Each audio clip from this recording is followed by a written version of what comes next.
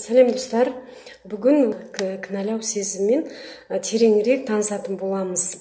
Бұл сезім өте маңызды ұғым екен. Өзін өзі кінәлау сезімі. Бәрі неге олай болды, неге мен басқалардың жасаған жасай алмаймын, неге менің өмірім басқалардай емес деген сұрақтар қайтадан бас көтере бастайды екен. Мен лайық емеспін деген сияқты. Осы өзін өзі кінәлау сезімі біздің даму жолымыздағы ең үлкен кедергі болып табылады екен. Ұғымын біз өзіміздің бойымызда күресіп жөндеп алмай, біз дами алмайды екенбіз, достар. Жақсылап ұғып алайық осы ұғымды. Яғни адам өзін өзі кінәлаған кезде бірінші өзін өзін айыптай бастайды екен. Яғни осы нәрсеге мен кінәлімін, менің кесірімнен деп іштей болады өздеріңізде. Яғни өздеріңізді кінәлай бастайсыздар. Бір нәрсеге түпкі санада кінәлап жүресіздер. Может, менімен кінәламайсыздар, бірақ жүректеріңіз кінәлап тұрады. Сен осы кезде осылай дұрыс жасамадың ғой, сен осы сөзді дұрыс айтпадың ғой деген. Осылайша адам осылай жүреді, оны обработка жасамай жүреді, бір күні адам шаршайды, өзін өзі кінәлаудан да шаршайды екен адам. Яғни жалықтырып жібереді адамды. Сөйтеді, адам не істейді? Адам айналасын кінәлауға көшеді. Яғни айналасын, ата-анасын, әріптестерін, көршілерін, туыстарын кінәлай бастайды. Сіздер көбіне естисіздер ме, мысалы, сондай кісілерді? Анау кінәлі, мынау кінәлі деп айтып отыратын адамдар. Яғни ол кісілер басында өзін өзі кінәлаған, одан айналасына көшті деген сөз. Осы ұғымды естеріңізге жаттап алсаңыздар екен, жазып алсаңыздар да болады. Яғни адам өзіндегі кемшілікті басқалардан көре бастайды. Басқалардан. Бұл егер сіз біреуді кінәлап отырсаңыз, мынау мынандай екен, мынау былай жасамай жатыр, мынанікі дұрыс емес қой деп айтып жатсаңыз, ойыңызбен критицизм дейді, ойыңызбен сынап жатсаңыз, бұл яғни бұл өзіңізді кінәлап отқаныңыз, өзіңізді сынап отқаныңыз. Бұл деген, бұл жағдай, бұл болмыс сіздің түпкі санада жатқан сенімдерді, өзіңізді анықтауға деген қадам жолында үлкен кедергі болып табылады. Осыны есте сақтап алайық, достар. Яғни кінәлау сезімі өзін өзі жегідей адамды жеп қояды екен. Өзін өзі байқайсыздар ма, көбіне суицидке, көбіне ауруға ұшырап жататын адамдар қандай адамдар? Олар өзін өзі кінәлаған адамдар. Мүмкін ол бергі санасымен мойындамауы мүмкін, мен өз-өзімді кінәлі сезінбеймін деп, бірақ түпкі санасында осы нәрсе жатыр, осы ойлар жатыр, өзін өзі кінәлап жатыр деген сөз.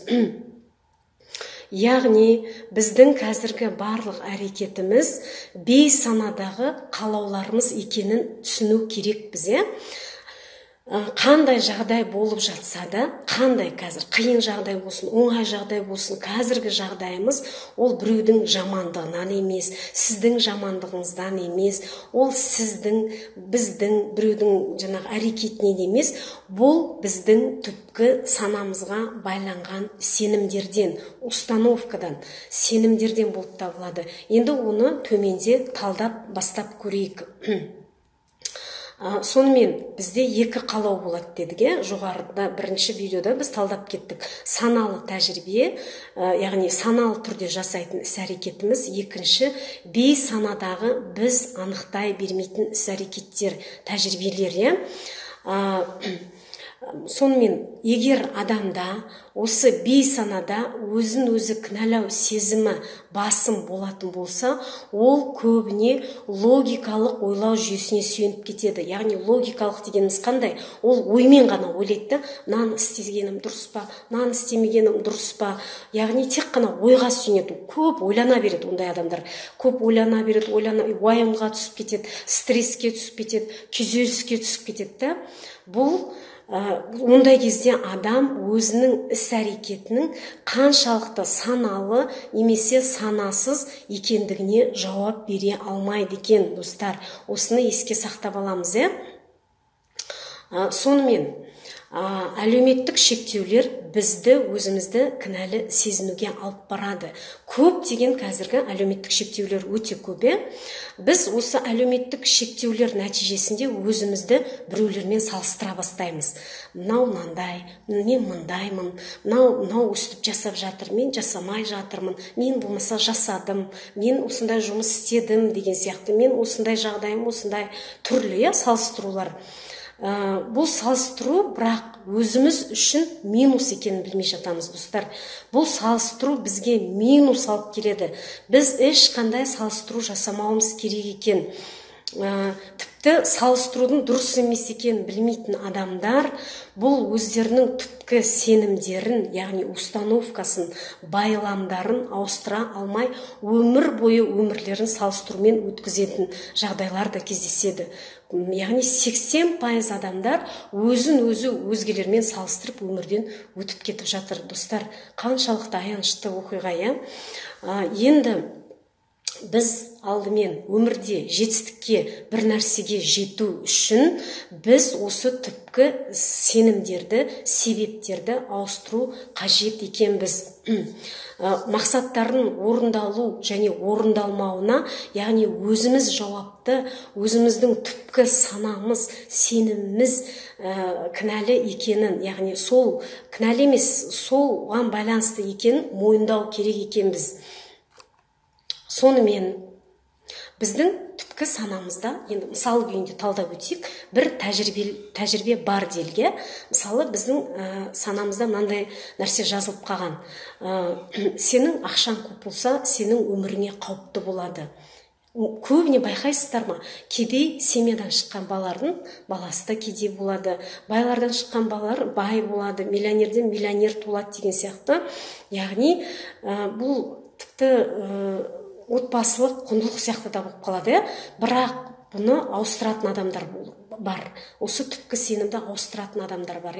Мысалы, кедей адамдар бүйтіп ойлауы мүмкін.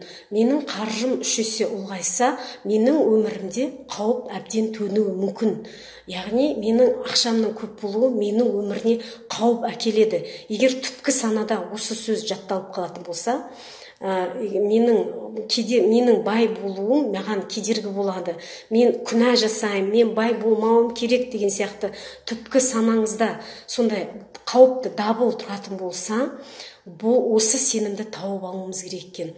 Осы сеніммен жұмыс жасауымыз керек екен. Және осы сенім тапқаннан кейін оны үзіп тастауымыз керек екен.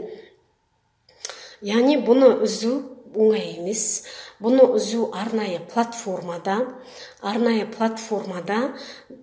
сөздермен үзетін боламыз. Келесі сабақтарда, біздің сабақтарды бақылап жүретін болсаңыздар, келесі сабақтарда үземіз. Түпкі сана біздің барлық мақсаттарымыздың орындалмауы үшін жан сақтау жағдайына түсіріп барынша күреседі. Яғни біздің миымызды жан сақтау жағдайына түсіреді екен.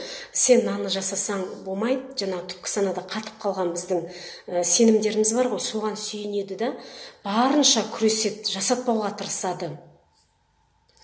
Адамдар негізі мақсаттарына оңай әрі жеңіл түрде жеткісі келеді екен. Ол үшін өзімізді қауіпсіздендіріп алуымыз қажет екен. Яғни адамның екі санасы, біреуі жаңа керемет жүйеді, ол дамуға шақырады адамды, ал екінші жағынан адамды барынша қорғайды. Яғни адамды барынша жан сақтау жүйесінде ұстайды, көп нәрсені жасатпайды. Сонымен өзімізді анықтау үшін төмендегі сұрақтарға жауап беру керек екенбіз. Қолымызға қағаз қалам алып жазып отырайық, достар. Мен өзімді көбіне кінәлі сезінемін. Мақсатымның не үшін орындалмай жатқанын байқамаймын. Сұрақ: я немесе жоқ? Жауап. Сонымен қайталайын. Мен өзімді көбіне кінәлі сезінемін. Мақсатымның не үшін орындалмай жатқанын байқамаймын. Я немесе жоқ? Екінші: мен үшін мақсаттарымның орындалмай жүру себебінің ақиқат түп нұсқасы өте маңызды. Мен оны анықтап түсінгім келеді. Я немесе жоқ? Мен үшін мақсатымның орындалмай жүру себебінің ақиқат түп нұсқасы өте маңызды. Мен оны анықтап түсінгім келеді. Я немесе жоқ. Келесі сұрақ, үшінші сұрақ. Менің айналамды кінәлаудың еш маңызы жоқ деп білемін. Түпкі санамды өзгерту арқылы өмірімді де өзгерте алатынымды түсінемін. Я немесе жоқ. Үшінші сұрақты қайталаймын. Мен үшін мақсаттарымның орындалмай жүру себебінің ақиқат түп нұсқасы өте маңызды. Мен оны анықтап түсінгім келеді. Я немесе жоқ. Достар, осы үш сұраққа я немесе жоқ деп жауап беру арқылы біз алғашқы қадамдарды жасаймыз.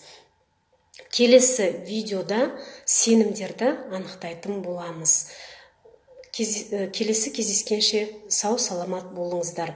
Бағанағы сұрақтарға міндетті түрде жауап беріп бөлісе отырыңыздар.